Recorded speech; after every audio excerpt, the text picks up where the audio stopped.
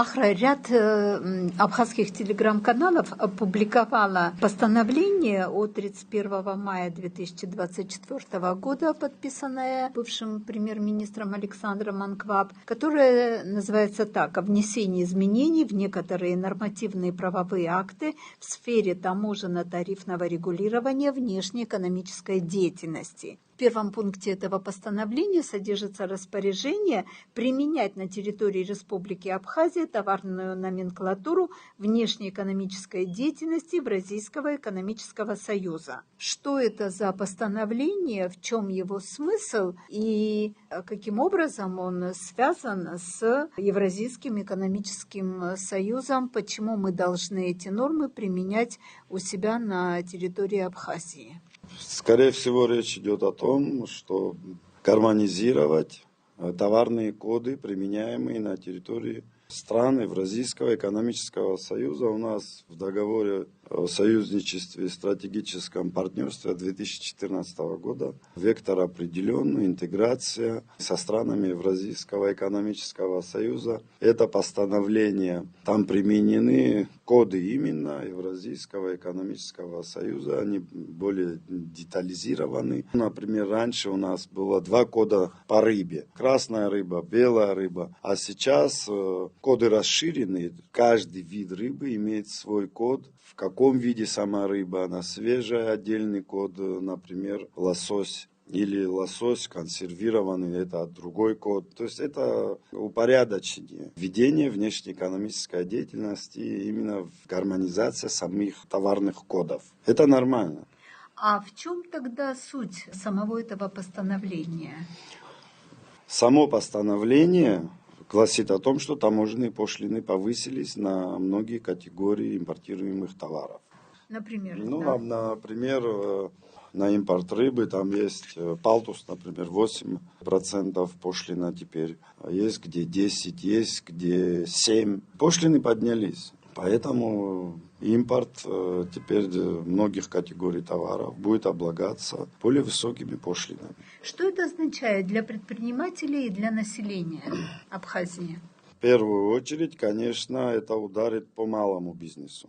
Дело в том, что у нас еще есть соглашение о беспошлинной торговле с Российской Федерацией. Там тоже буквально недавно были внесены изменения, обнулены ставки на импорт товаров.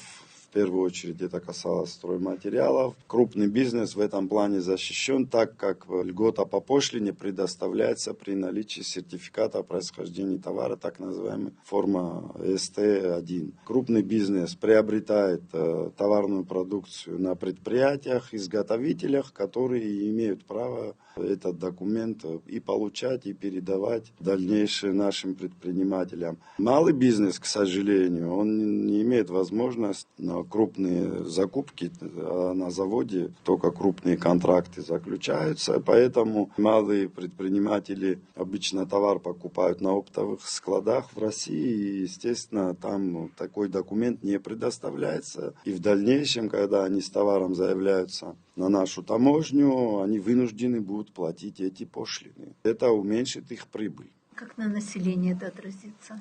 На население как отразится, это надо изучать соотношение по группам товаров участия крупного бизнеса и малого бизнеса.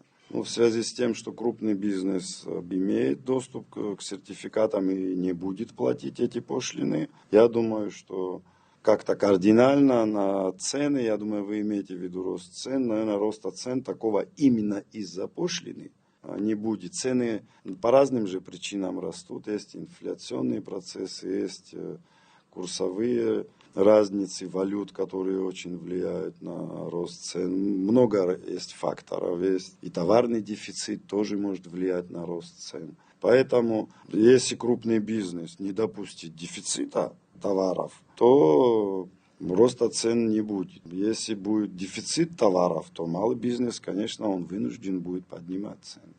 А какова доля у нас крупного бизнеса и мелкого? Я думаю, что доля крупного бизнеса значительная. В процентном соотношении я сейчас ничего не могу сказать, потому что у нас нет точных данных по статистике. Надо дождаться развернутые данные. Там каждая компания отражена в этой статистике с оборотами, с товарными позициями импортируемых товаров. Поэтому голословно не хочу говорить. Если я вас правильно поняла, то для крупного бизнеса ситуация не изменится, а для мелкого бизнеса она все-таки изменится. Означает ли это, что вот все предприниматели, занимающиеся мелким бизнесом, попадут в сложную ситуацию и будут терпеть убытки? Да, они, я думаю, попадут в сложную ситуацию, потому что им надо будет изыскивать дополнительные средства для того, чтобы растаможить импортируемую продукцию. И есть там категории товаров, где есть и 10% и выше, установленные нашим правительством.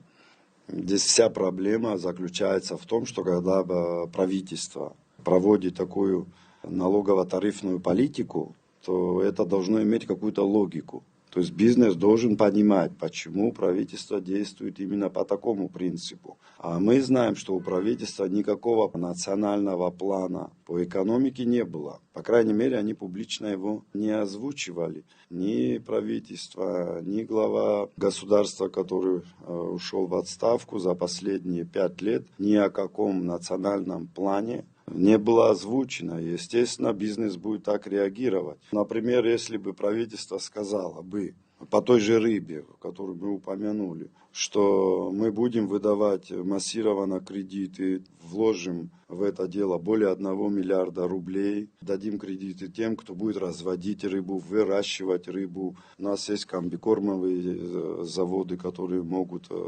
поставлять корм для рыб.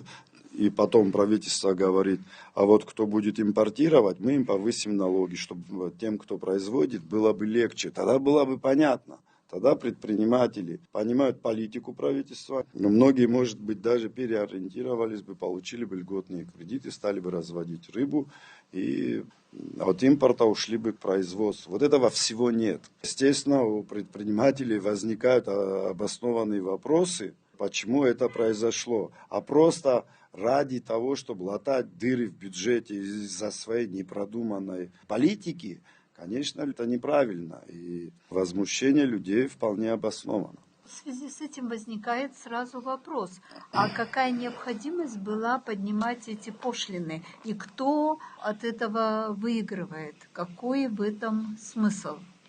Это похоже на то, что пока еще ныне действующее правительство пыталось латать бюджетные дыры из-за своей непродуманной экономической политики. Вы помните о соглашении, которое предусматривало переход на самофинансирование, озвученное замминистра экономического развития Вольвачем в 2022 году, в марте. Это мы от него узнали. Не от нашего правительства, что Абхазия должна перейти на самофинансирование зарплат. И, естественно, правительство должно было к этому готовиться. Оно упустило важнейший показатель в экономике, это собственное производство продукции, которое и обеспечивает страну прибылью. Собственное производство практически не выросло. Было 7 миллиардов в 2020 году, сейчас там 7,6, по-моему. В 2023 году это даже инфляцию не перекрывает. И получилось так, что у правительства нет денег для того, чтобы перейти на самофинансирование. И она пытается свои ошибки переложить на плечи малых предпринимателей. Это явно ударит именно по малому бизнесу. Такие шаги, конечно же, могут только об этом говорить, что идет латание дыр бюджета.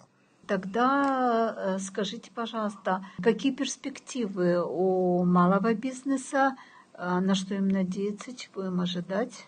Мы находимся в стадии президентской кампании. Я думаю, надо дождаться программ кандидатов. Мы посмотрим, что будет предлагаться. И, конечно же, должна быть выверенная, понятная экономическая программа, которая позволит все эти вопросы снять уже после выборов. Потому что все-таки налогово-тарифная политика – это инструменты власти и исполнительной, и законодательной. Я не думаю, что сейчас кто-то что-то будет предпринимать. Понятную политику мы можем ожидать только после президентских выборов. И в первую очередь это касается планов развития национальной экономики и плана развития собственного производства. А на что сейчас ориентироваться избирателям в программах, которые будут озвучивать кандидаты? То есть что должно быть в программе, что подскажет избирателю, что проблемы, в том числе и для малого бизнеса, будут решаться?